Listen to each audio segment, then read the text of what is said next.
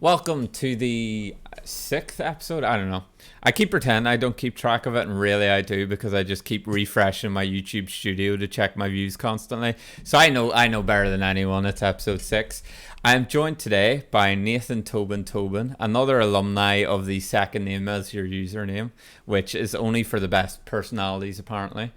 He is currently an editor with Endpoint. Has edited, for multiple other organizations. Has played in a couple of different titles, which I'm sure we'll definitely touch on because people do love talking about their playing career, and it's interesting for me sort of to get to know the scene in a deeper context. So Nathan, how are you doing on this very glorious sunny day in Belfast?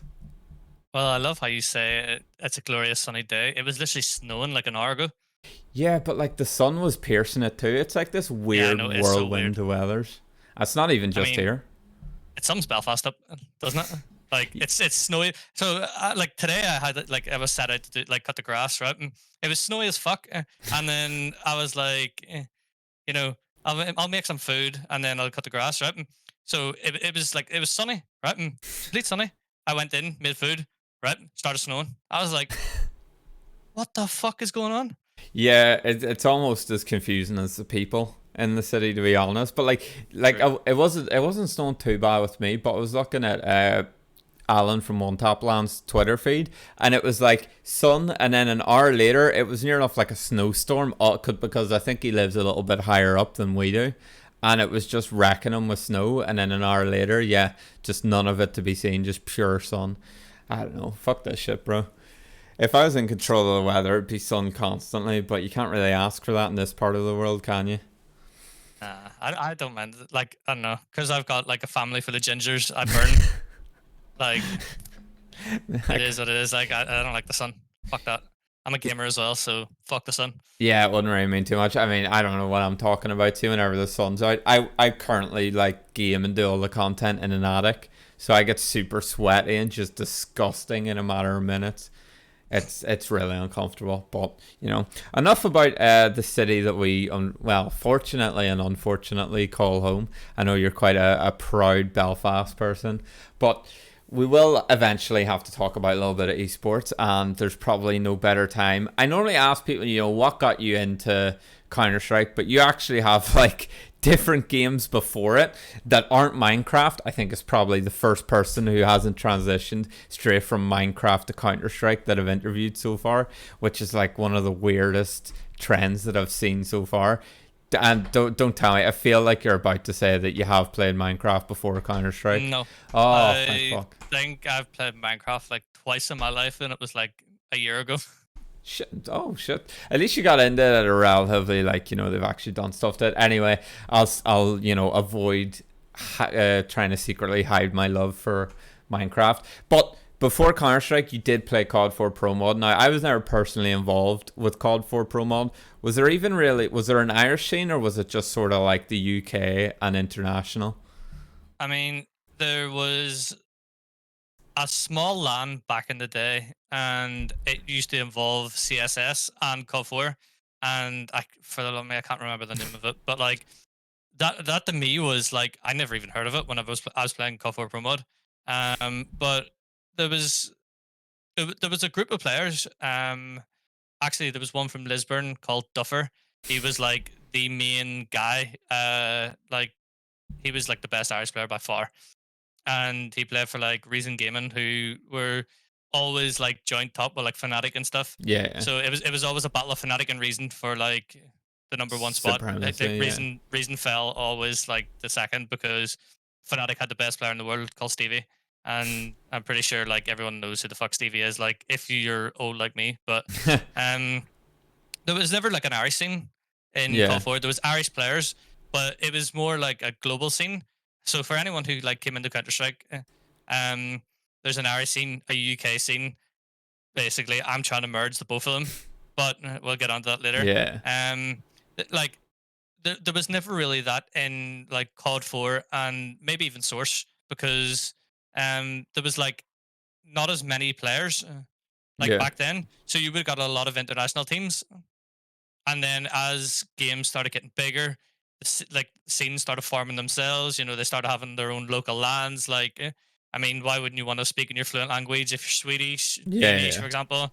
So like, I think whenever games got bigger, scenes started forming. But I mean, there was always good Irish players in Cod4, but some of them transitioned to CS, some of them transitioned to talent. Like today, you got Pansy, you've got And Machine, Machine, yeah, yeah, all those yeah, ones. like D-Man, Joe Miller, Tosspot, Red Eye. Like these are all people from Cod4, and like yeah, I mean, it was there was no real Irish scene Yeah, before, but there that was it. an Irish LAN. Yeah, that is kind of outrageous, though, that like you can trace a lot of esports' talent back to Cod4 Promod because obviously it died a death, and I think is it recently sort of been revived or something. I think I saw something recently about it. Someone's trying to bring Cod4 Promod back in like Uh, a smaller sense or something. so basically, like whenever all the Cod4 players went off to do their own thing, then there's a company called Bulkhead. They tried to make Battalion 1944, Yeah, which would capture the player base of Call of Duty 2 and Call of Duty 4, and that died a death. yeah, Um, and ever since that, they announced that they were working on a passion project, and that passion project then turned into a project for Bulkhead, and it's going to be called Promod. And essentially, what it's going to be is it's going to be a 2021 version of the game that we all loved, like with modern weapons that don't make any sense, but it was just like the best game to ever exist. yeah. So they're trying to rebuild that, and ever since they've started doing that, like people have started playing Call of Duty 4 Pro Mode again, like to try and sort of prepare themselves for Get Pro ready Mode for it. like release. So I don't know if you're talking about like I think the that's what it company, was. Yeah. or the people who are running Call of Duty events like now, but there's both going on simultaneously. Yeah, I mean that's kind of interesting though because obviously you said Battalion was to sort of. I know this is a mad tangent, but I'm actually kind of interested. Do you like? Because obviously there were problems with the way Battalion was handled. Never got really too deep in that game. Like my aim in first-person shooters in general is terrible. So Counter Strike suits me very nicely because I can get behind people and still miss. But at least like the last bullet of my spray might get them or something dog like that. But like do you not think that if they tried to capture the essence of Pro Mod already, do you think that they'd probably just end up screwing it up again, or do you think it might actually make something that people will play for a while, like for a good while, hopefully? That's a good question.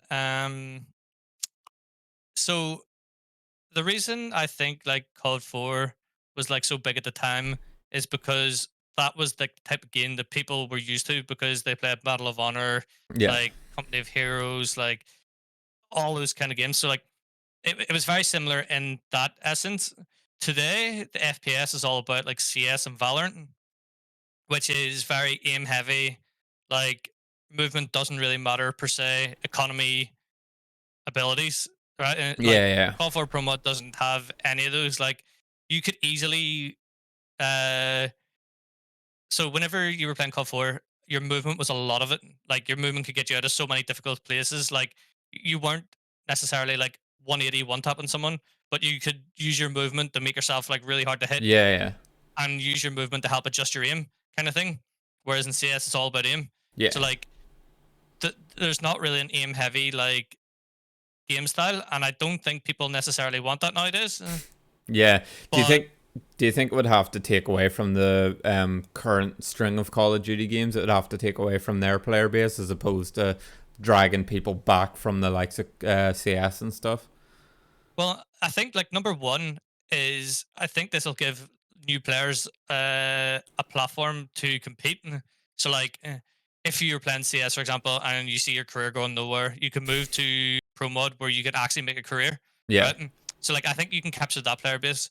I don't think you can capture the console player base because they're used to controller and mouse and keyboard. Like they will just get owned like so hard yeah, by people on mouse and keyboard.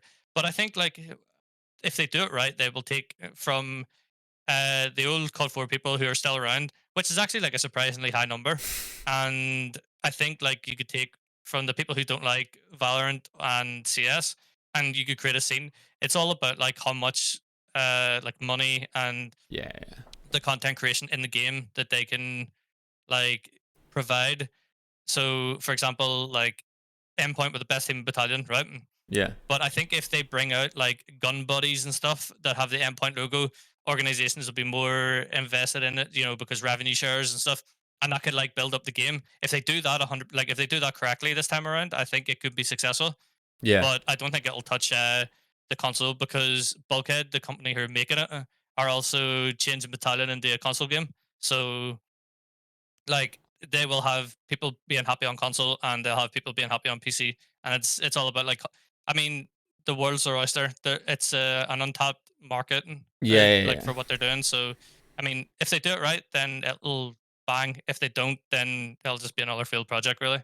Yeah, one of many and almost scenes in the esports scene. But back to a game that probably my viewer base will be able to associate a little bit with, or a little bit more with. Whenever Cod4 Promod died, what was the transition over to CS smooth, or was there other games, let's say, that you flirted with a little bit before?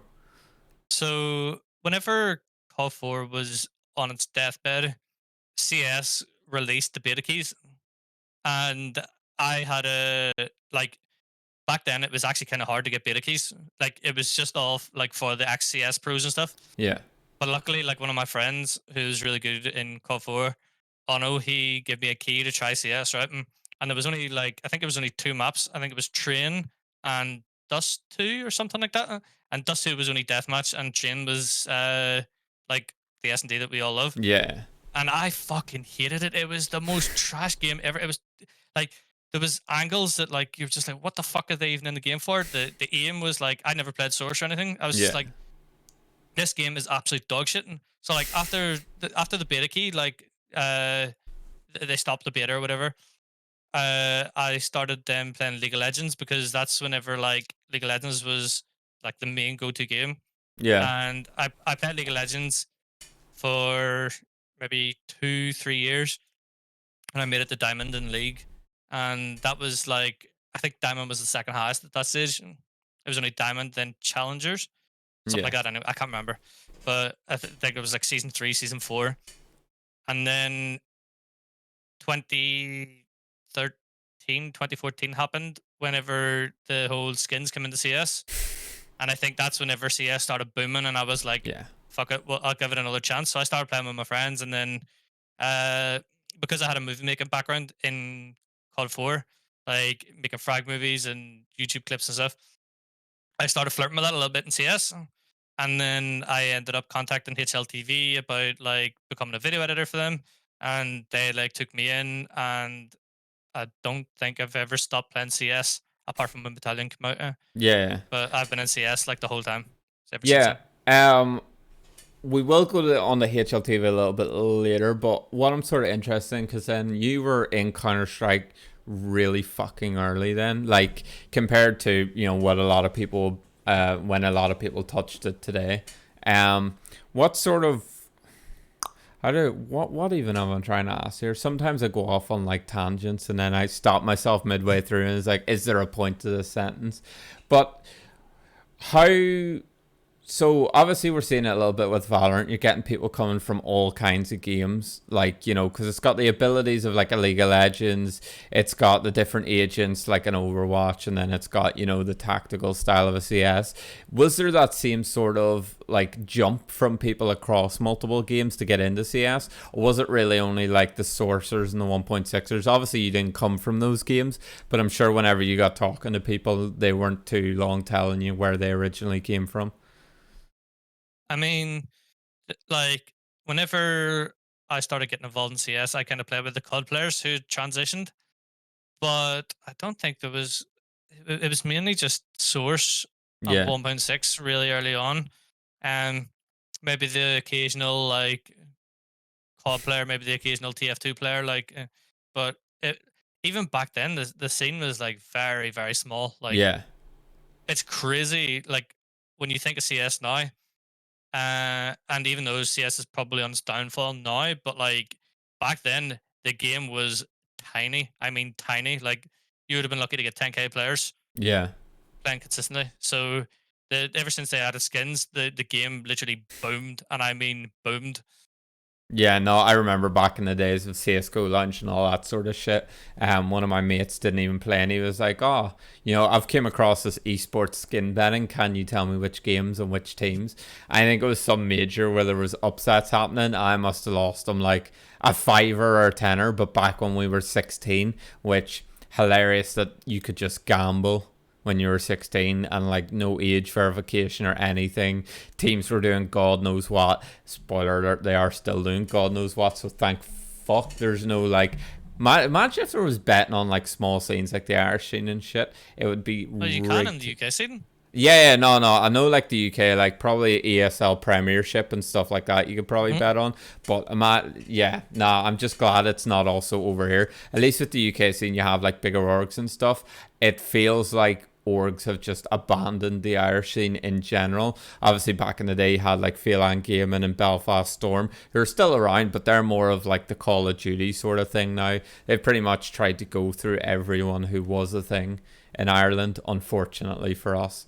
Um, yeah, no, it was interesting. I just wanted to ask you because I didn't get to experience that. Unfortunately, I only get to experience Valorant now. But what would you say was probably the highlight of your? Because obviously your CS playing career might not necessarily be over, but back in the early days of the Irish scene, what was like the pinnacle, for you at least? Do you think? Um, Playing in RCS, I was always one of the better players. So there wasn't like any Irish events and stuff. It was more like we ended up going out getting drunk. It was more like community focused. Yeah, There was like looking looking back at it now, like I would love them again. Just it was just so community focused and stuff. So in terms of like RICS, like I've won a few events, but I would never like proudly go, oh yes, like I won this event. It was always more like, it was mixes who were unprepared. It was just yeah, like five of my mates against another five of my mates, and we probably would end up in the final or something together. And whoever wins it wins it. Whoever loses loses, and then we all go out and get pissed. Like yeah. Do you think? it would always like so. I would have no like. I wouldn't say I've achieved anything per se in the Irish scene, even though some people like would love to like win an Irish event. Like I always looked to be slightly bigger than that, and Yeah. tried to like have my crack in the UK scene. So I think like in the UK scene, I made it to like fifth, sixth at an I series, Okay, that's pretty and legit. Like. we like so in the group stage. Sorry, this is me going off on a tangent. No, no, no. That's In the group perfect. in the group stage, we were unbeaten, and we were in the upper bracket semi final or something. We came against Vexed, Yeah, and Vexed was like Aussie, Lumgy, Shaney, Shiki, Vanity, and they were like the best UK team at the time. yeah, And I was playing with another Irish player called Knox actually, and three UK guys. And we were never we were never like destined for like greatness or whatever, but we were 15-14 down, right? And there's like 20 seconds on the clock. Inferno, Knox is in pit. I'm on B. We have B on lock. They're executing A, right? And the guy called Aussie jumping one taps our guy in pit, and we lose 16-14. that's pain. And that would have been the biggest upset like ever. They ended up going on to win the event, Yeah, and it's just like, oh shit, maybe like we could actually achieve something as a team. And spoiler alert, we didn't really, but we always caused some upsets. Like we always beat like one of the best UK teams at a LAN or something. So like I think that would probably be uh like that alongside winning some lands, because I never really like treated CS like a professional or whatever. Like I yeah. never wanted to be good. It was just always a side thing because I worked in the game. Like I was always playing it, In the with in the community yeah. and stuff. So I think if I tried to do something, I probably could have done it. But I was always looking like for my future, like my career, and that was never going to be feasible me playing. So Yeah, like it was always just a wee side hustle thing. yeah. Actually, that's kind of interesting. Do you think that like people trying to start off their careers? So obviously we've had a couple casters go on and do bigger and better things. You yourself with content creation, we've had a coach here or there like go on and do things. Do you think that it's kind of difficult to grow primarily in the Irish scene? Do you think there's always that transition is going to have to happen? Because we have, I don't want to say we have a small player pool, but probably a small player pool of skillful players who can transition on and do pretty big like can do bigger things. Do you think people have to look outside the Irish scene if they want to do anything other than, do anything really outside, like in the bigger context of esports? Um, it's difficult to say though, because we we live in a world that, like, if you want to achieve something, like, you literally can. Like, there is no limitations on what you like want to do. Like, if you want to become a great player, you can become a great player. Like, if you want to become a video editor, you can become a video editor. If you want to become a journalist, you can become a, like, Yeah, there's nothing stopping you. Like, I don't have any like I don't have any degree for like video editing. I literally started editing Cod4 montages and then transitioned into like a full-time video editor. Like, I've never went to school for it. I never learned about it. Like, I've got no qualifications for it. Like, the world's your limit. So, like, or the world's your oyster, sorry. yeah, And there is no limit on it. So, like, if you want to become anything you want to be, it sounds cliche, like, but it's true. I mean, if you're a CS player from Ireland and you're good enough, you could easily become one of the best players in Ireland, and you could transfer like into Europe. It's like, if you're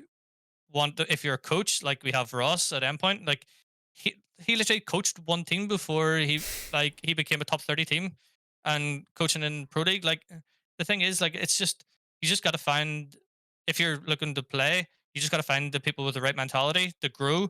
If you want to coach, it's all about finding the right people. If you want to do like what we're doing, like, you just got to like tell yourself, this is what I want to do, yeah, and you just got to put your like full focus into it.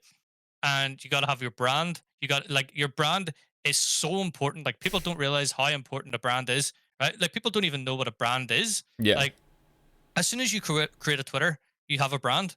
Like, so for example, like, even if your brand is just something like getting the same identity on every platform, like Twitter, Instagram, Twitch, right? And your followers, like, doing small giveaways, boosting your brand, getting your name out there, like viral tweets, like, this is all essential to like your future.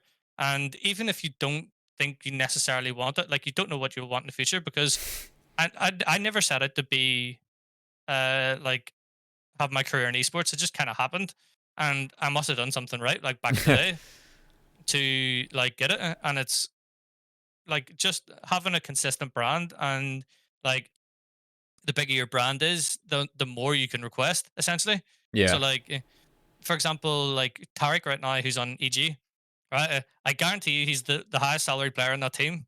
Is he the Probably, best player yeah. in that team? No, Circa's like way better than him, right? But because he has a like a massive brand, like a stream, he has a deathmatch server, he has like the most Twitter followers, he can then request like more salary, Yeah. and therefore, like, for it, like, let's just take them to Cirque and Tarek. Tarek. If both of them retired tomorrow as CS players, Tarek could then transfer his career into commentating, into analyst work, on the desk work. Could Cirque? I don't think so, No. because Tarek has that brand behind him. So, like, it's super important for people, even if they are so small, to act professional Yeah. and to have that brand behind them, because that's super fucking important if you want to like have any like sort of career. Yeah. No, I think as well too, the way the industry in general seems to be going, obviously like I'm as deep as anyone in the industry, but just from what I'm starting to notice is like teams and organizations in general are near enough favoring influence and personalities over like success to a certain degree. You see, you even said like Tarek probably commands one of the higher salaries. That should just be a point enough for people to realize that if you can build a brand, it doesn't even matter if you're necessarily that good, you will still get somewhere. It might not be where you initially set out to go, but you'll find yourself somewhere that you like. Before you blinked and you missed your journey there. And it is, yeah, as you said, it's all about sort of acting professional, not having every door shut in your face instantly, and just growing your brand slowly but surely. I kind of wish I put more effort into that, to be honest, apart from only tweeting out a video, and there's probably more I could do, but it's just one of those things you sort of learn because, like, people always want sort of like a cheat sheet of this is how I should do things before I even start it. And it's like, you just sort of do it and find your feet almost, you know? For sure. Like, honestly, if there's one thing that I could tell people, if they want to do anything in esports, and this goes to the younger Irish players, for example, like Dragsy, he is now creating his brand, right? Like I've noticed it, and Endpoint's noticed it. If he ever wants to, like, if his brand grows enough, like he can then apply for Endpoint, and we already know who he is because he's actively going out there. He's being professional. He's tweeting. He's streaming. Like, he's got a good personality. Like that's like he is now growing his brand, and it's just a small shout out. Like I love watching the stream. He's like super entertaining, stuff like that, and now like he is on like content creators radar, and Yeah. that's why he went and started streaming for chats, and like it's just like he's only going to grow, and he's realized the importance of like having his brand growing, and he's being professional, and like he will go places if he continues. Yeah, no, definitely. It feels like every time we talk about like general industry stuff, drags eventually does come up. But yeah, as you said, he's one of the people in the Irish scene that is doing it the right way, pretty much, and is doing it through playing as opposed to other things. Like for example, obviously, I'm trying to do more talent oriented content, and you do like video editing and that sort of content. He's one of the few players apart from maybe the UMX guys and Ross R who are trying to do it from inside the game, which is quite it's good to see people from the Irish scene getting places through the game, but that's not always possible, unfortunately. There's an ability cap somewhere for all of us, you know Definitely. but circling back to sort of, you mentioned there earlier that you had gotten into HLTV. Was it like, okay, I don't want to say was it as easy as reaching out to someone and showing them your past work, but what was the sort of process to getting into working with HLTV? Because I think that's the first place I saw your name outside of obviously you clapping us at LAN. So again, like I keep referring to it, like Call of Duty 4. The Yeah. people who worked for HLTV, like they knew they were all part of Call of Duty 4 as well, and so like I knew people who were there. Like they ended up like getting me in, but there is an about us and a contact on HLTV. So like if there's any video editors, journalists, or whatever, like it's just a matter of reaching out and asking. Like you just gotta have the balls to ask, Yeah. and like it's sort of an industry that nothing will ever come like and like present itself for you. Hitmarker and stuff do a good job like of making it more of a professional, like normalized way of applying for jobs or whatever. But again, like if you have a brand, so like I had a small brand of like video editing and movie making from my like Cod4 like Yeah. history, and I think that helped me like get in. I had like what, even though it was only like 1,000 Twitter followers or something like that. Still Like, something. yeah, I mean, it would probably give me the job over someone who didn't have any Twitter followers because then HLTV can then reach a higher like More player base. people. Even Yeah. though, yeah, and it's just like people got to realize that like again back to the brand and things. It's super important because it will get you so many different places, and especially in an industry that I don't want to say it's unprofessional, but it's all about who you know.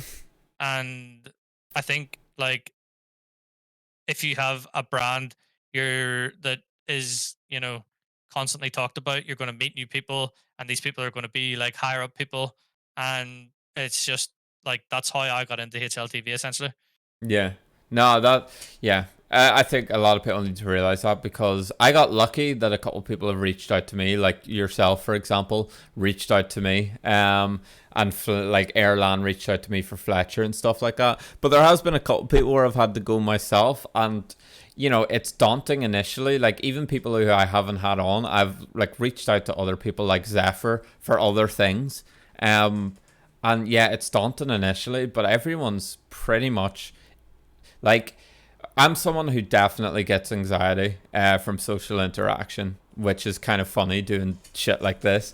But I mean, I'm the exact same. yeah, Like, exactly. And just, but you realize everyone has it pretty fucking quickly.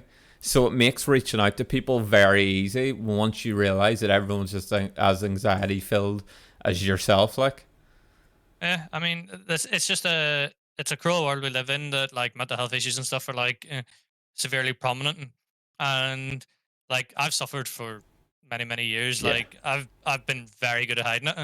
Um, I mean, I think I've suffered from anxiety and depression for like 6 years or something, and for the past like 3 years, I've been on medication yeah, for it. And this is like it gets to a point where I mean, yeah, like people could feel sorry for you and stuff like that, and it sucks that like I feel so sorry for people who suffer it because it's nothing that like it's you don't choose to have it. And like it comes on, but there it becomes a point, well, at least for me, and I can only speak from my experience, that like I will literally sit there in bed, feel sorry for myself, like not want to interact with anyone, but at the end of the day that only hurts me. yeah, So therefore, like I try and push myself, and the one thing Endpoint have been very good at is they've helped me push myself to be more confident, be more comfortable, and honestly, like I can't thank them enough. Like it's such a supportive team around me that like like if you I want to do a lot of things for like helping improve various Counter Strike and stuff. And the small thing was like I seen you doing this podcast. I kind of want to reach out and like if I can help you get an extra fucking 2 views, right? And yeah, that helps you. You can then go help someone else, and it's all about like that kind of mentality. And that like being supported like by Endpoint and stuff like that, and my family, of course, has given me like so much extra confidence to like reach out and be like, I kind of want to push myself to do this. And it's like I might actually seem really comfortable, but I'm actually fucking shite myself. You know, just talking about it, like like I really don't like talking about myself, but I got to push myself. So as much as this is me like coming on and helping other people, like I'm trying to help myself as well. You yeah. know. Nah, yeah, that's definitely, and like obviously you've sort of talked about how you've been supported. Yeah, like moving in with my partner definitely helped as well for me personally, cause I didn't even realize how bad it had gotten at one point. Like I used to walk around like Tesco's, for example, and if I had to double back in an aisle, I would near enough just do a loop to look not awkward. I didn't want to turn around and go, oh shit, I forgot something, because I had a feeling that everyone was watching and would be like, look at that Mhm. fucking idiot. He doesn't even know what he's in here for. But what I found sort of helped me, because see, before anyone who knows this, that do shows or anything with me, they'll know that before I go live, I always go and take a speed shit, because my anxiety just ruins my insides. But I find that saying yes to whatever I can just helps, because I'm too much of like, well, people won't think I'm a nice guy, but if you know me personally, I actually am. I'm too nice to like bow out of something last minute. So by saying yes, I put myself between a rock and a hard place. I'm too nervous to go on screen. I'm too nervous to say no to someone, so I just eventually Mhm. end up being on screen. And it's just sort of how I've like done things. Like whenever I did my wrestling match and stuff, because I do professional wrestling, it was the exact same. I was just before the screen, and suddenly everything clicked in my head. And I'm like, oh fuck, I'm about to go out in front of like 30 people and my family and stuff. I wasn't ready for it, but you just sort of force yourself to do it almost sometimes. It's just one of those things, which, I would have to say it's probably the first time I've ever talked about mental health with someone, but it's good to get out there. It's kind of surprising when it does come out, but it's a lot of people have like issues with that sort of stuff, so And I'd advise like anyone who like I've actually helped some Irish players in the past. Like I'm not going to name who yeah, of because course. I feel like that puts them in a bad like spot. But because I've openly like I've not sort of went out and forced. I'm like, oh, I have all these mental issues, like, and how I deal with it. Like some of my close friends, they know about it, and like I will happily talk to the fucking cows come home. I will fucking skip.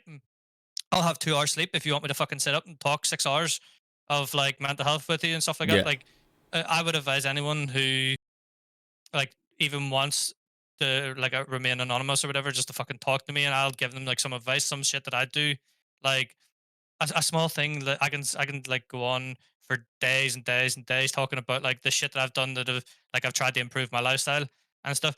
But like a small thing is you wake up in the morning, right? And first thing you do, go brush your teeth, right? And Yeah. open your blinds, right? And open your blinds, let light into your room. You will not believe how fucking important like a bit of sunlight is to your mental well being. Yeah. Like a small thing that then you fucking push yourself. You're like, okay, right, the next day I'll open my blinds and I'll make my bed. It's just small things like that, and it's got to the point where like I even now I have like a personal achievements list, like anything that I do, uh, like that's of note. For example, like 2 days ago, I paid off like two of my credit cards, and I would write that down. I'd be like, Yeah. paid off my credit cards. Like that should be a fucking it's an achievement for anyone. And like I'm gonna do some personal YouTube content. And I'm like, oh, right. So I put down the date. Like I've got plans on doing this and stuff. So like small, just wee small things like that. Like just keep pushing yourself, keep pushing yourself. You know, some people think the gym is the way forward. Like not necessarily for me, but Yeah. it can help so many people. But like I will like my DMs and stuff. My DMs are open on Twitter for a reason. Anyone can like slide into them and like talk to me about like, how to improve their mental health or whatever. If they've got any questions about anything, like, I'm as open as they come. Yeah, no, and I would say the same. Just one thing, like because I have had a couple of people reach out to me, for example, to the podcast and stuff. But like just on reaching out to people, try not to come across too much as like you need me on sort of thing. Because even you would probably be one of the biggest personalities I've had on this, like easily, and you're pretty much like, do you want me on? Like, I would love to come on. Do you have a slot, sort of thing? Like, Mhm. but I've had people in the past just sort of come to me and go, oh, you should get me and my mate on, and this other guy, and we'll have a laugh and stuff like that. And it's like, okay, how about go fuck yourself? Like, I don't know, maybe it's a bit of an ego thing, but just coming to people, just sort of, and asking them, oh, do you want to chat sometime or something like that? It goes a long way. As opposed to coming with like a person, like a bit of an ego and stuff. But maybe that's just a personal thing and other people don't necessarily care about. But that's one thing I would say, just on like the reaching out to people within to like get content and stuff like that. Just always remember that there's someone bigger than you. And I'm surprised that people still even like watch half my shit. I'm surprised people like you, for example, reached out, and it's just like, it's just all a fucking surprise, to be honest, because I convinced myself for so long that no matter what I say, and to someone what I say is worthless, but to other people that they actually fucking listen. Like, it's surprising. It's both a blessing and a surprise. I mean, like I just see people like I don't know. It's a small thing. Like if someone wants to stream, I'll go follow their stream. Yeah, If a friend of mine's like fucking, like doing his thing. If someone from the Irish scene is like, for example, you're doing a podcast, like I'll fucking support that. Like I've watched like I admittedly I can't watch every fucking like yeah, podcast and stuff, but I watch what I can. yeah, It's like it's very interesting because especially in a podcast, like I would get people's opinions who I wouldn't necessarily talk to like every day, and I mean, it's all about education, right? Like, yeah, for example, we'll get into it in like the later parts of the podcast about the whole ICL versus UKIC thing, yeah, and it's like I could go on and listen to someone's like talk to it for like 20 minutes and get their opinion. I'd be like, okay, so I wasn't as well informed on this situation. They come on, they talk to it. Like, yeah. it's good to get other people's perspectives and stuff. And like, if I can give my perspective on like something that someone cares about, and I'm pretty sure that's exactly what you're doing. Like, you're trying to get like as many people's voices out there as possible. Like, I'll fucking support that like all day long. Yeah, I think that's something that I didn't realize maybe till literally like 5 minutes ago, was like, I suppose it does give that sort of perspective. Like, if anyone wants to do something in the Irish scene, I suppose like a podcast with like Fletcher, or with like if someone was interested in content creation, a podcast with yourself and stuff like that, probably would actually help people to get an idea of what the Irish scene does have to offer. Because admittedly, like, it's really hard to find some of the stuff out there. Even the University League, like, the only reason I knew about it was because I had played in the Irish scene previously. You really have to, and plus I think my brother played in it for a season, so like you really have to be in the know to find anything, and then to even find people's opinions is harder because in general they'll not put it out there. So yeah, I didn't even realize that till sort of now. Um, but I suppose we could transition to things that maybe seem a little bit trivial compared to what we've just like the importance of what we've just talked about. But Yeah. after HLTV, you've been involved with a myriad of different organizations, you know, ranging from like your ESLs, your Miami Heats and stuff like that. Actually, on Miami Heat, how was it working for like a fucking mega brand basically? So like, I mean, I wasn't necessarily dealing with Miami Heat. It was more their gaming side. Yeah, yeah. So Miami Heat basically invested in Misfits, All right, yeah, and Misfits then became Florida Mayhem. So I was like, I met a guy randomly in a Skype group. That's how long ago it was. And believe it or not, people still use Skype. He invited me. He was like, I'm looking for a video editor. And I was skint at the time, like, I mean, proper skint. So I was yeah, like, I'll take this job for buttons, right? And he was like, can you put together this wee thing for me? And he's like, I'll give you like fucking like 30 quid or something for a video. And to anyone who's a video editor, do not do a fucking video for 30 quid, right? I'm just telling you that now. It's fucking like slave labor, right? yeah, But I was skint. I needed it, and it was like 2015, so maybe 2016. So like times were different then. yeah, Uh, he didn't pay me for that video, right? And I was like, bro, like, so I kind of didn't want to like necessarily go, where's my money, right? yeah, yeah, yeah. But I kind of kept asking him questions. He was like, look, I'm dealing with it. I'm dealing with it. I'm dealing with it. Next thing you know, he presented me a fucking contract for Misfits. And he was like, that's what I was trying to get you to do. And I was like, holy fuck. So then I ended up signing with Misfits. I worked a wee bit on the Overwatch League with Florida Mayhem. No, yeah, Florida Mayhem. And soon after that, like we had a little bit of a difference in opinion and views, Yeah, and I left them because they were more focused on Overwatch and they didn't care about CS:GO. And obviously CS:GO is my go-to, and I was yeah. like, I want to do more CS focused content. And in reality, I thought Overwatch was fucking shite, and I didn't want to do Overwatch.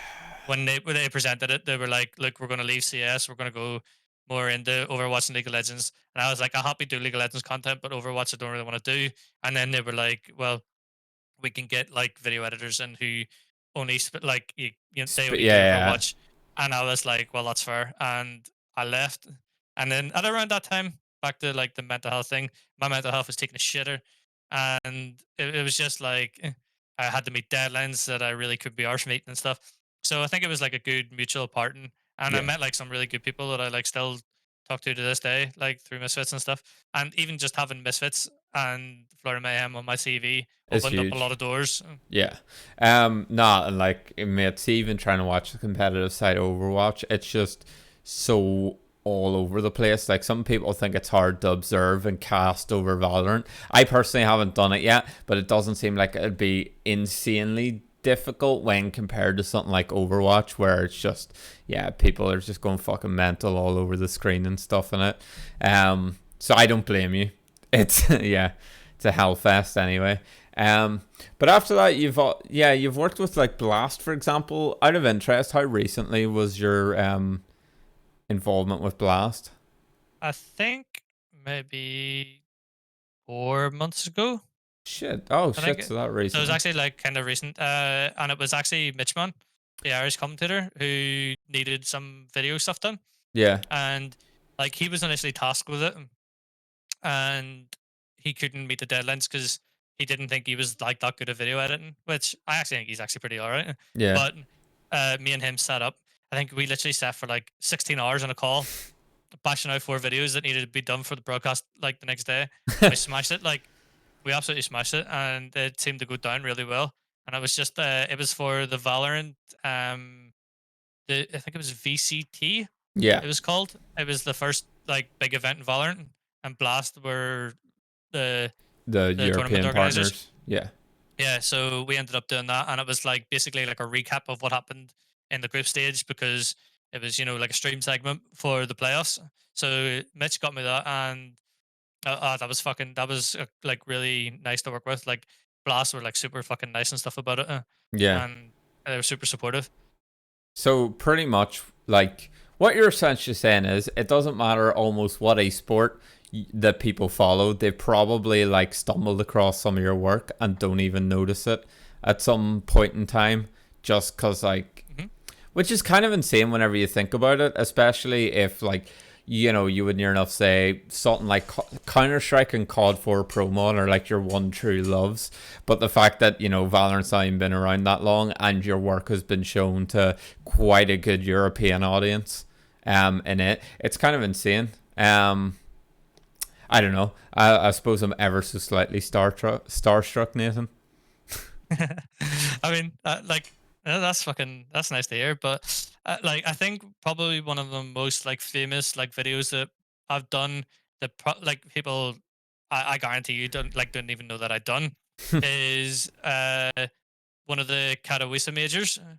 I done the player or like not player profiles but team profiles for two teams, Hellraisers and Big. And whenever they were walking out in the stadium, it was like played on the big screen. You know, Yo, when that's you insane. see whenever you see the players walking out and giving high fives, like in the background was like my videos for That like yeah, that I that done for IEM. Yeah, that must be kind of insane actually to see, like, because not a lot of people get that they don't get to sit in a spot where they can appreciate their work sometimes. But probably I can imagine to see your work being played in a stadium full of like rabid fans was probably a little bit of a feel good moment at least. Yeah, for sure, man. Like I because I done the work like 2 days before the event was like supposed to start. Yeah. Like I didn't get to go see it like in person, but I would imagine it was pretty cool. So like on the stream, you only seen the video, but like in the stadium, it was actually like showing on the screen. So like I can only imagine what it was like. But just even the fact that like I got the opportunity to do that, I was like like it was amazing. Yeah. No, even if you take into consideration though, you know, you might not got to see it live, but fucking how many people were probably watching the streams whenever your stuff was playing. Like, I don't know. It's just something that I think a lot of some people maybe don't like take a moment to realize how far their work touches people. But you know, that's sort of like your almost freelance work. Now currently you are contracted to Endpoint. What was sort of how did you end up finding yourself in such a situation? So obviously, like I've got a fucking tenure of organizations and stuff. Like, Yeah. I mean, my CV is pretty colorful when it comes to like video editing, and that sounds like quite egotistical, but it's just I'm old, Yeah, it's true. and I've done my fair share of work, and basically in about 2016, I worked for an organization called Imperial, Yeah. and I ended up going on to play for their battalion team and such. But there was two owners, a guy called Ollie Adams and a guy called Peter Thompson. And the guy Peter Thompson is Endpoint Pete. who people know Yeah. as Endpoint Pete, and they both co-owned Imperial before Ollie bought Pete out. So he then took the company by himself Yeah. and whatever. And then like me and Pete, actually I met Pete through a Cod4 player again. So I'm like a guy I used to play Cod4 with on a team. I met Pete. He invited me to play matchmaking. Like I ended up like me and Pete became friends, and then I ended up going to work for Imperial, and then he ended up going on to Endpoint. And Endpoint at this stage were just a UK organization. Like Yeah. they didn't necessarily have the funds to like employ people full time and stuff. But they were doing their grafting. They became like quickly became one of the best like organizations in the UK. They've won every single ESL Prem that they've competed in. You know, it's like they were like the creme de la creme of the UK. Yeah. So anyone who was an up and coming UK player aspired for like to play for Endpoint. Now it's even like way more. But um, like a year and a bit ago, Pete came to me and was like, you know, we're getting some investment. Would you mind coming on and doing some work for us? Like I've worked for Endpoint previously, like some freelance stuff, but it was never anything like Yeah. substantial. And then he contacted me. He was like, you know, like we have a few video editors that have applied already, and like, would you be interested in it? And I was like, sure. and I then think he put my name into the list of people that applied, and he was just like, "Look, here's what we can do for you. Like, would you be able to do this for us?" And I was like, at this time, like I was sort of packing up video Yeah. editing. I was like, kind of don't want to do it anymore. And he basically reignited my like love for video editing. Yeah. And I was like then tasked with like doing the introduction videos for Rocket League, and we now have one of the best Rocket League teams in the world. And then the introduction video for the CS team that we have now. And ever since then, like I just like kept working with them on like a not a freelance base, but like I was part of Endpoint, but not full time. Yeah. And then recently, I want to say about 4 months ago, I then signed like full time to be part of Endpoint as a video editor, with the potential of me going on to become content manager. And that's kind of what I want to do. Like I'm kind of balancing the two at the minute, Yeah. but in the future, I want to go into more content management because it's just easier, isn't it? Yeah, telling people to or how to do the grind is probably easier than actually fucking doing the grind. But you only really get to that position through grinding yourself, like. Yeah, well, that's the whole thing. Like, I mean, I've got a vast amount of experience. Like, you know, if I'm doing a video, I could do it in one take. Obviously, I make mistakes and stuff, but Yeah. like, whereas before it would probably take 3 or 4 takes. I learn the industry, I learn what people like, and at Endpoint, like, I kind of want to, like, we are a family. I shit you not. Like, people say that, like this is the best like place that it's like everyone here is all like friendly and stuff. Like, I mean, if you are part of Endpoint and like if you ask anyone, literally you can go to the owners with anything. Like, you've got direct contact with the CEO. You could be like, look, this makes me uncomfortable. Like, I don't want to do that. Like, for example, if I have bad mental health days, which they still happen, Yeah. I literally message Pete and Pete, I'm not in the best mindset today. Like, he's like, is there any important like projects that need done within today? I'm like, no, but I mean, I could like we could do with this getting done. He Yeah. would then pass it off to like someone else, hire some freelance people, like, and he would give me the day off and stuff. And it's like shit like that is like super fucking important. Yeah. And I think it's like super important for the growth of like Endpoint throughout the industry, is because everyone is like a fucking family, literally. And like having a healthy working relationship and a healthy relationship with everyone in that organization has boosted the stature of the organization itself like tenfold. Yeah, I think that is quite important, and it's good that you clarified what makes it sort of a family, because you do find a lot of these organizations maybe say that they're a family, and then next week they're holding one of the players in like contract hell or something like that. Because at the end of the day, it's a business. But it's good to hear, like, whenever someone says they're like a family, they actually fucking mean it and do things to help each other out. Um, but no, like, because I don't think a lot of people probably get that insight into Endpoint that you've just managed to provide in, not a lot of time at all. Because I suppose it's not really the sort of thing you make public, is it? But it is something that, makes people a little bit more comfortable supporting a brand, actually Well, knowing I that they think have good ideals. if you make it public, if you're like, oh, look at us, like we do all this, it seems fake. It's Yeah. like the whole charitable donation thing. Like, if you see a celebrity going and donating a shitload of money to charity, and there's a news article about it, you're like, what are their intentions? It's like, I will happily tell anyone that like we're a family, and it's like fucking fantastic and stuff to work. And I mean, I'm not joking when I say this. Like, I've worked for so many different organizations like throughout the industry, right? In Endpoint, I have never met a bunch of more talented people. Like Yeah. the content we provide, the personalities we have. Like, these guys are super fucking talented. Like, we have a streamer who maybe gets like 35 viewers, right? On his streams. That guy is a costume maker. He then went and made costumes for like shows on Netflix. You know, That's sick. it's like we have such a fucking like. I'm not even joking. Like, there's so many different people, so many different personalities, and they all get along.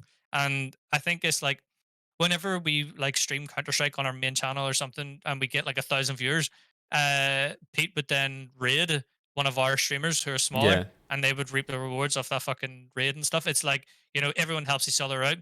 Like, there's a streamer called Ice that I got into Endpoint, and there's a guy called Toby who's another streamer. They have literally hit it off like a brother sister relationship, and they go in and they troll each other all the time, and you know, like they interact a lot, and the streamers interact with the pro players. Yeah. We have a CS player called Flames, who I'm sure everyone knows. He's a massive fan of our Rocket League team. Like he sits in the official Rocket League channel and like fucking cheers on Endpoint and stuff. Like it's something that like you don't not like necessarily see with other organizations, but it's just it gives you sort of the factor that you're part of something important, Yeah. and if your peers support other peers, it can only be good things. Yeah, and it is kind of crazy though the range of games that Endpoint are in, because even in fucking like Quake, for example, they have Avec, which you Hmm. know that's one of my weird games that I actually fucking really enjoy. As a side tangent, but anyway, um, so obviously with you coming to Endpoint, a lot of Irish people recently got to know Endpoint because of their involvement with UKIC. And don't worry for anyone who's watching, I didn't just blindside him with this. I had told him beforehand. So whenever UKIC was obviously in the planning and in the works, at what point did you sort of get involved in the project? Because I had personally been told like that you were aware of it from really early on, and that ICL wasn't running and all that shit. But at what point was the plan, like the rebrand happening? Because I know the UK circuit was a thing before. I think I might have played one game or something of it. But at what point in the timeline of the rebranding did you get like let in on the project? So, for example, I'll get a bit of like a background information. Yeah, I used to be a moderator for ICL whenever it was first around. yeah, ICL died as it done many a times, and then me and Artist, the guy from UMX, along with Biscu and maybe a few others, we then created our own called Irish League. yeah, So like I've been involved with like promoting RCS for the fucking longest time. Like half of the people, like for example, I played an ICL game a couple of weeks ago, and half of the people in the lobby didn't even know who I was. And yeah, like, I'm not saying that, like I'm not saying that as an egotistical thing, but I mean, there's people who are now in the Irish scene that like they didn't know that like I was involved in the thing that they're playing now yeah, like way before. So I had a like I've always wanted Irish players to be the best that they can be, but I'm not interested in the casual side of RCS. Like I'll just say that like I want RCS to be competitive. I want them to be on HLTV and stuff like that. So that's where I then whenever Endpoint wanted to get involved. We were just in a meeting one day and we were talking about the Academy series that we were like we now are in the final 10. Soon, I think the final 5 has just been picked. yeah, Um, but whenever we were doing that, so this has been fucking months, maybe even years in the making. Like, if you want to do something, you got to plan it right. yeah, And like these plans have been like taking place months, months and months and months ago. And I says, as part of like doing that, can we not like essentially control like the marketplace in UKCS by taking the hub? And they were like, yeah, we've already discussed this. Like, you know, obviously, like at the time, it wasn't feasible because UK Circuit wanted like a substantial amount of money for it, yeah, and Endpoint were like still debating it, and I was like, okay, so you've already like wanted to do this, and they were like, yeah, and I was like, okay, great. So they initially wanted to take UKCS and like promote talent from the UK circuit into UK, like into the Endpoint Academy, and then yeah, Endpoint Academy to the Pro League, or like into the main team. Sorry. And I was like, okay, well, if we're doing this, I want Irish players involved. Like, I as an Irish player, I've never felt comfortable playing in the UK scene. yeah, Like straight up, it's the only outlet you can do if you're a decent player to improve. And I was like, I want more Irish inclusivity, and they were like, yeah, we were planning on doing that anyway. yeah, And I was like, okay, so everything aligns. And then we sat down for hours and hours. We had meetings with Faceit and like about taking like the Irish people in and stuff. So it's not like I was sitting there from day one. Every decision that they made, I was like, okay, so it does this benefit Irish players? Yeah. And then just as it happened, ICL then came about as we were close to we were close to announcing. We were like months of planning, like all this up. We contract signed, everything. Like Yeah. we were just about to announce. ICL then has a rise again, and they go about it differently. And because like I didn't want to leak that we were doing like that we had these plans and Yeah. stuff, and then by doing that then I leaked the academy like process and Yeah. stuff. Like Yeah. I Yeah. couldn't speak to anyone about it, and then ICL pops up, and then people are like, oh, you're taking away from our player base. That's like ICL was dead, gone, buried when like we had these ideas. And I was like, surely then the Irish players want, if they want the casual, they can create like their own hubs. They can create the plans. Like, I'm happy for Irish people to do whatever the fuck they want, but if they want to be competitive and they want to like further like their playing careers and stuff, the only option that I can think of is through our like hub system, Yeah. and that like that's what I wanted to make clear. I wanted like I couldn't give a shit if ICL was like trying to rival us or whatever per se. But like we wanted to include Irish players regardless of what like hub they were in. I didn't Yeah. want to like shit on Fletcher or whatever. I didn't want to shit on anyone who was part of ICL because I was part of ICL. Like I was one of those people. Like these are my friends, you know. Yeah.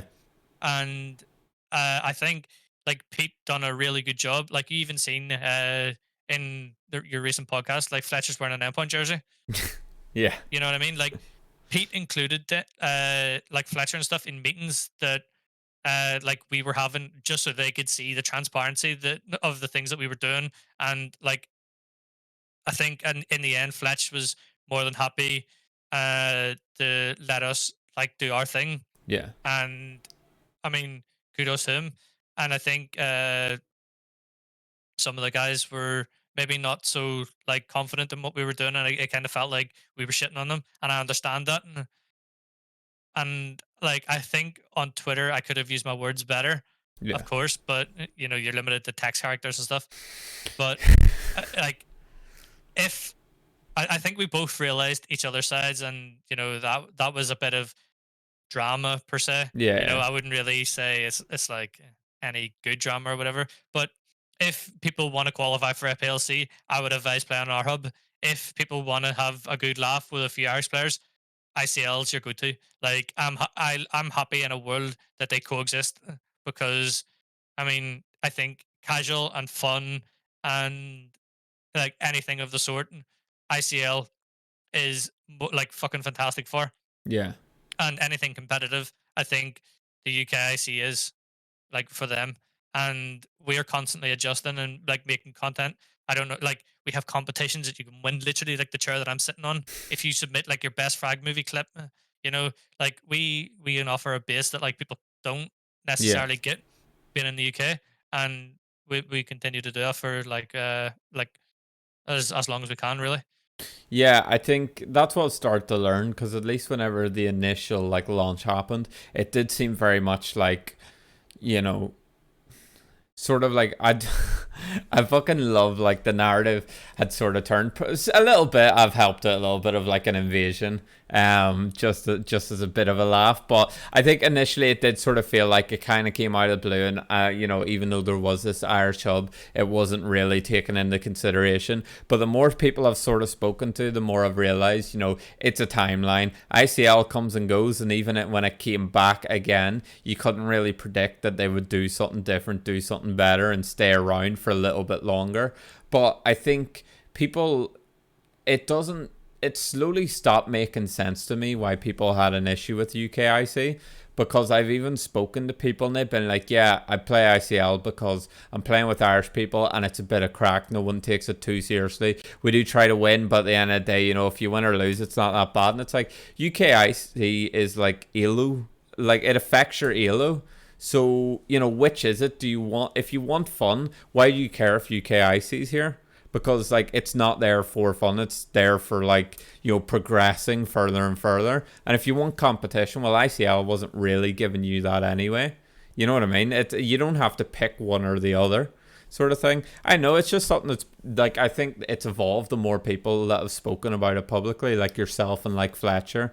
Um, that I'm starting to feel like the hate initially maybe wasn't as justified as I initially thought it was. Although thankfully, I didn't. I still don't reply to in threads and stuff like that. So I wasn't one of the ones who were involved in maybe not liking it very publicly.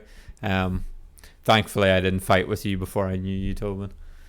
I mean, like, I don't get me wrong. I can see their point of view. I can see, like, they felt like they were getting attacked, and in all honesty, like, it kind of is true Yeah, because they had their project that they are putting so much time into, and like a bigger, badder, like person comes along and is offering better things. yeah, But like, I kind of referred it to, uh, like, just say for example, like Shamrock Rovers, right? You're playing for Shamrock Rovers in Dublin, and Manchester United offers you a contract, right?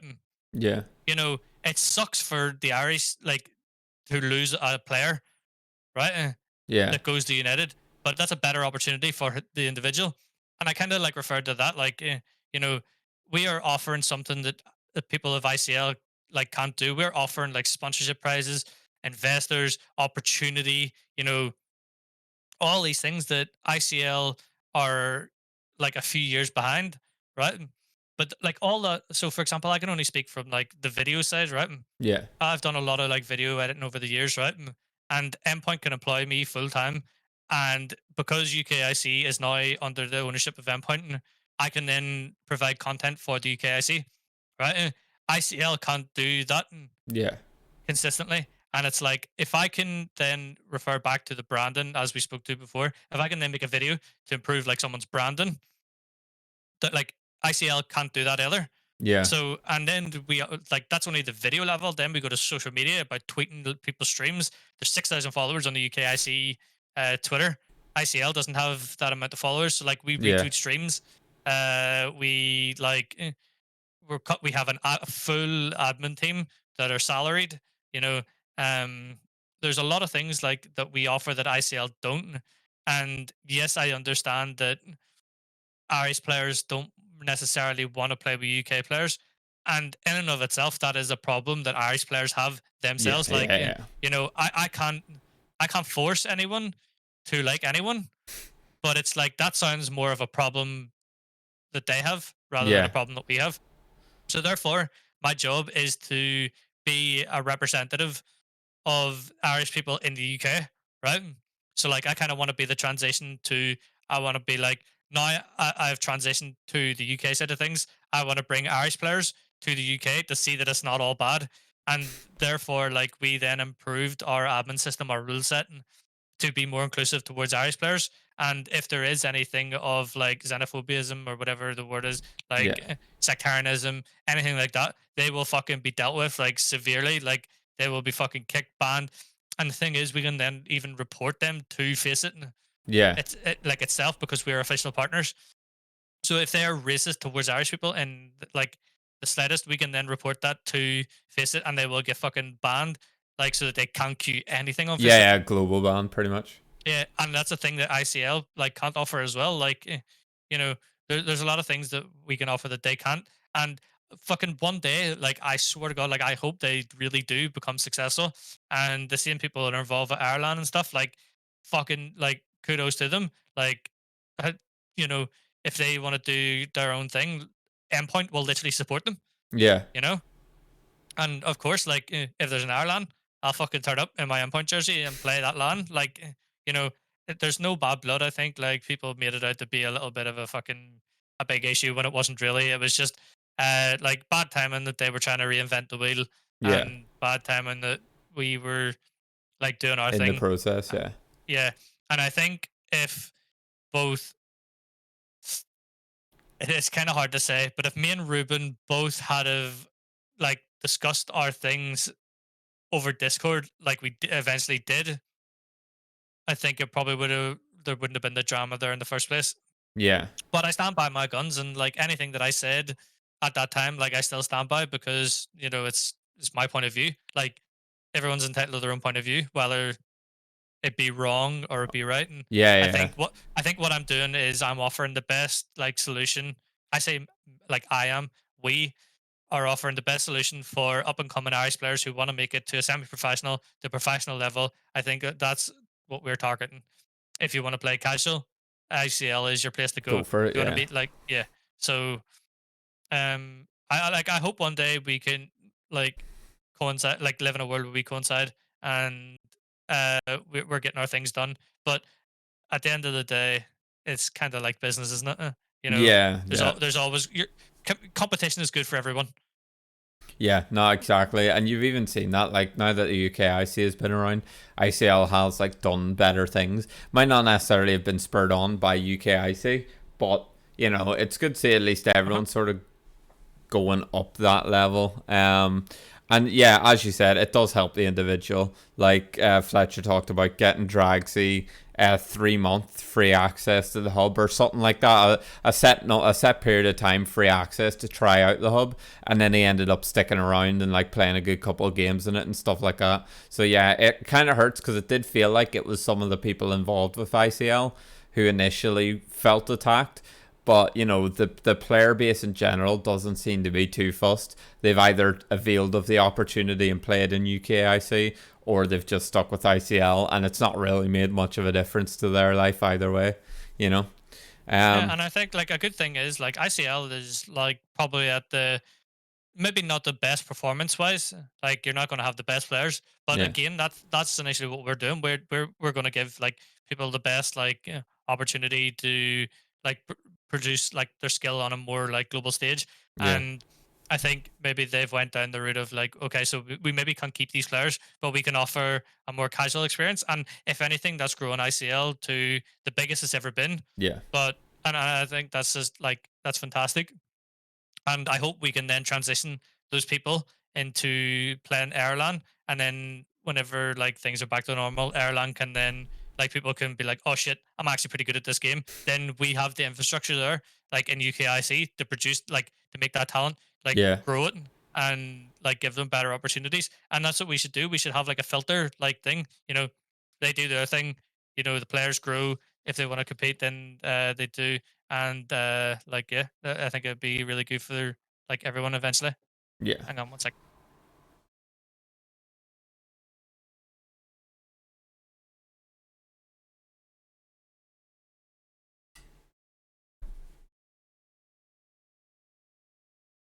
Sorry about that. No, My no, woman came that's in with great. a cup of tea. Absolutely fantastic woman. Yeah, no, definitely like in the nick of time whenever you've been chatting for a while, nothing like a fucking cup of tea. Oh, Um, I love it. Yeah, but no. Hold on, I'll just quickly check this. Right. Anyway, I was about to say yes. So okay, that's kind of, you know, we've talked the UKIC bit to death potentially. But at least hopefully it gives people a very good insight into sort of the mindset and the fact that I mean, they compete in name, they compete with each other, but realistically, like, there's not that much of a crossover. Like, Dragsy plays between the two, but I think that is sort of the, you know, one where he can really just like play against people where everyone's sort of at his skill level and he can compete and try, you know, and all that sort of shit. But then whenever he plays in ICL, that's where, you know, he maybe gets his clips and his frag movie montages out of, you know, just schooling on. Because obviously, you know, there's not really like an ELO balance. It's down to the captains just sort of to choose. But sort of moving on from that, what is in the future for Tobin? Because you told me like one or two things in DMs, but just sort of like an advertisement almost.